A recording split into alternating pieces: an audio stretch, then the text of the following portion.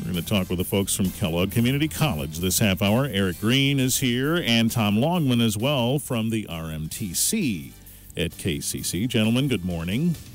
Good morning, Richard. Good morning, Richard. Thanks for the time today very much. I thought we might just start out on Veterans Day talking about a number of things that Kellogg is doing that are veterans-related this month. You are correct. We have a number of things. The KCC Board of Trustees has designated November as Military Veterans Awareness Month, and I know today is Veterans Day, and there's several things going on in the community, but a couple of those things are happening right on campus up on North Avenue in Battle Creek. At noon, we have our own Veterans Day ceremony.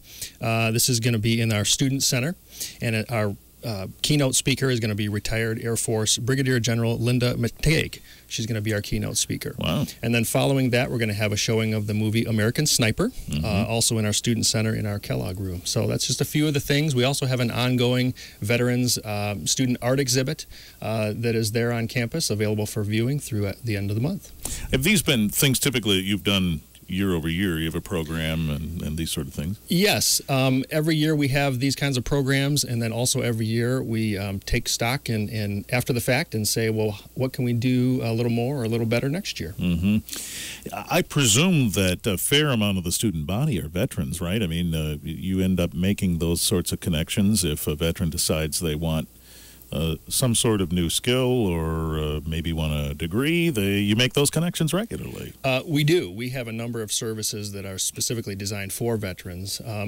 And to put a number to the number of veterans that we have on campus, it's kind of difficult to do because we don't always specifically ask that question, like in our processing and application forms and that kind of thing. But I think there's a few hundred at least. And you're right. We do have services that connect them to benefits and services that are specific to veterans.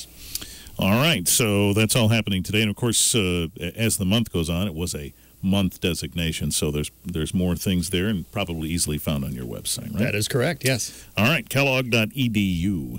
Tom, you were described to me as newly arriving to the RMTC, so I presume that's true then. Well, no, it's not. No, it's not. It's a lie. It's a lie. Actually, I've been at the RMTC for 23 years. Have you? As a faculty member, I've taught machining.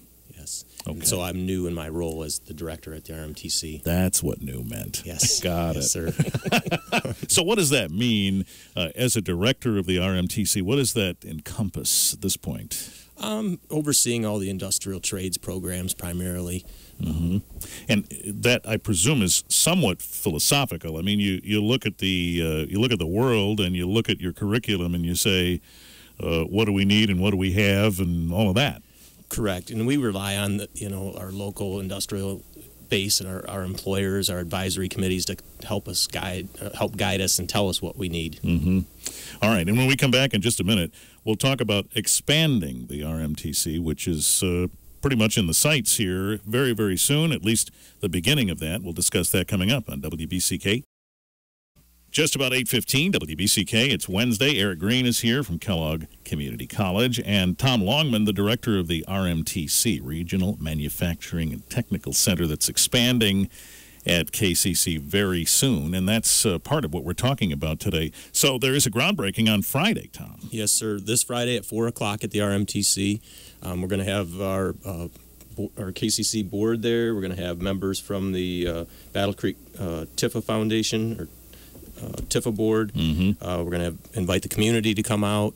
We'll have our staff there. Some of our previous staff will be there as well. So it should be a great event. What's the goal of the center, first of all? And then following that, what's the goal of this expansion? The goal of the center is to meet the needs of the local manufacturers, primarily in the industrial skilled trades area, but we branch out into some other areas as well. Things like quality training and robotics training. We do some work with introductory assembly training as well.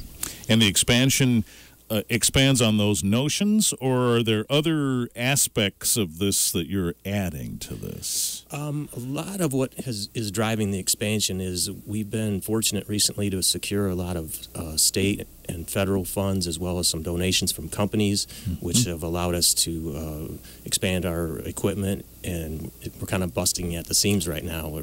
We need more space to move this new equipment into. Well, and what a endorsement that is, that industry says, hey, keep doing this, here's some money. Yes, absolutely. Yeah. We appreciate it. So this is something that I heard brought up in some of the discussions we had with city commissioners. We need more connection between education and industry, and thus the jobs that flow from there. It seems to make sense, doesn't it? Absolutely. Right now, we have companies calling us quite often looking for people that we just don't have enough of right now, trained people. We need more people to think about the skilled trades and the opportunities that are there, the growth due to the baby boomers retiring, and then the pay that's associated with these jobs is incredible. Boy, community college pays attention, I imagine, Eric, when you hear that. We have these positions and we don't have enough skilled workers for them. Boy, that wakes you up, doesn't it? Well, it does, and it sort of inspires us to look at our own programming and our own services, and then determine how we can make those fit with the needs of the community educationally. Mm-hmm. Yeah, we've talked, and we will talk actually on Friday with Dr. Brian Long, who observes the manufacturing economy in West Michigan, and he's said here on this show several times, we have jobs out there, good paying jobs out there in this arena that you just can't find the workers. It's incredible. And these are not low-paying jobs, are they? No, they're not. A journeyman skilled tradesperson that has a fair amount of experience, on average, might make somewhere around $25 an hour. Okay. Now, that depends on the company. Some would be less than that, some more. The highest I've seen advertised for a master maintenance mechanic at a company in Plainwell recently was $37 an hour. Oh, my word. They can't fill that position right now. Oh, my goodness. Yeah. So what accounts for that? Why can't we fill those? Have we just experienced a rapid amount of growth in this area, suddenly we're catching up, or we just haven't made the right educational connections? What do you think is at work here? I think there was a gap during the recession. Companies stopped training new apprentices, and now they want to hire journeymen that weren't trained during that time. Yeah, so when you stop, it's like pulling off the side of the road, and why didn't we get there? Sure. We weren't rolling. That's part of what happened. Interesting. Richard, part of my job in marketing is always looking at information, looking at statistics, and I have come to the conclusion that during the recession, we lost a number of jobs, and a lot of people were out of work. A lot of those people are now back to work, but during the recession, a lot of people moved away from the community. So now that the jobs are back, the people aren't necessarily there because the population has not kept pace with the job growth. That is an unfortunate situation, and some people could probably see that coming, but you don't quite know how to handle that. I mean, you understand the position that some people are in. If the work is not here and now, you have to go. Now it is here and now. You got to get them back somehow. Do you reach out beyond our area trying to fill these spots? I mean, do you try to attract students from other places and say, hey, look, the jobs are here, come and visit us and learn about these programs? We have students, quite a few of our students will come from maybe 45 minutes away. That seems to be the radius that we reach out to at the RMTC. Mm-hmm. That's not bad. Sure. It's fairly close. I mean, when the $37 opportunity is out there, you see the motivation there. Sure. We'll talk more about this coming up in just a minute on WBCK. 8:23 WBCK. It is Wednesday. Eric Greene is here from Kellogg Community College, and Tom Longman, the director of the RMTC, which shovel goes in the ground on Friday. Big ceremonial expansion begins, and not just ceremonial, but that'll be the ceremony. But the work really begins to expand the technical center, and we presume then offer eventually more opportunities for folks to get to work and get some skills to fill these positions we've been talking about that are out there. By the way, what does skilled trades really mean, Tom? What sort of jobs does that mean? Yeah, Richard, let me describe those by job titles. Okay. I think that's an easy way to do it, and a way that people could understand titles they've heard before, possibly. That would be welders, electricians, plumbers, pipe fitters, heating and cooling technicians, machine repair personnel, machinists, CNC programmers, tool and die makers, mold makers, and robotics technicians would just be some of those titles. And is it fair to say that we have those titles, folks holding those titles who are working, making, living now here in our area, right? Absolutely. Just not enough of them. Just not enough of them. Right. Is this a problem that our understanding is unique to our area, or is it something that you'd find elsewhere too? I think it's nationwide, but especially in Michigan, because we've always been tied to the auto industry so heavily. You know, Michigan, Indiana, Ohio, Midwest. And if we saw a decline in those opportunities and some of those people left, as Eric alluded a moment ago, now this is an urgent situation. It is. We don't want it to stifle industry where they decide to move elsewhere, or you know, they can't expand. We have 4 new companies in Battle Creek that recently were built. That's, you know, pulled people from other companies as well. But we don't want to see this be a problem to where they can't take on new work or expand. Yeah, it's interesting that you brought that up, because when I ask economic development professionals, what do companies look for when they're looking to settle in an area, one of the things they always say is workforce. So if we have trouble right now with certain skilled trades positions and finding that workforce, some of these decisions that might be scary, like we'll choose to settle somewhere else or we'll choose to move somewhere else, could be realities if we don't get on this, right? I think that's correct.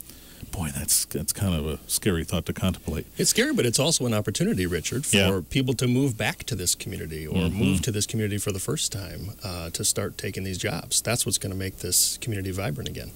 And the other opportunity is for young people maybe that are thinking about a 4-year college degree and kind of weighing out the cost of that degree and what the opportunities are. And if they look to the skilled trades and realize, hey, I could start out in a skilled trade as an apprentice and have my education paid for, and 4 years down the road be making a very good wage. Right. It's a very attractive option, we would think.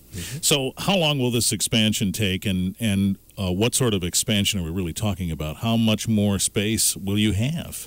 We'll have 8,400 more square feet than we have now. Whoa. Yes, it's a big expansion. Boy. And we're hoping to have it done in June or July of 2016.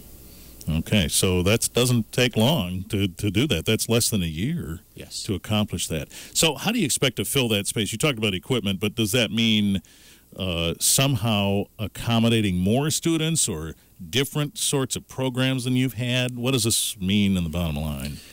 Possibly some new programming. We're going to have some open space that Battle Creek Unlimited might be able to offer up to a company as far as a space that they could set up if they're moving to town and need an area to train in. We're also moving some of our existing equipment and kind of opening things up. Like I said before, we're getting space is getting a little cramped due to our new equipment that we have.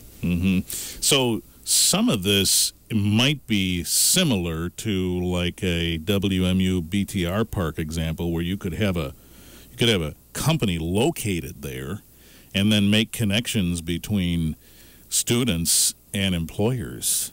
Yes, that's a possibility. And I presume that's the example these days. Is that true? In these kinds of situations?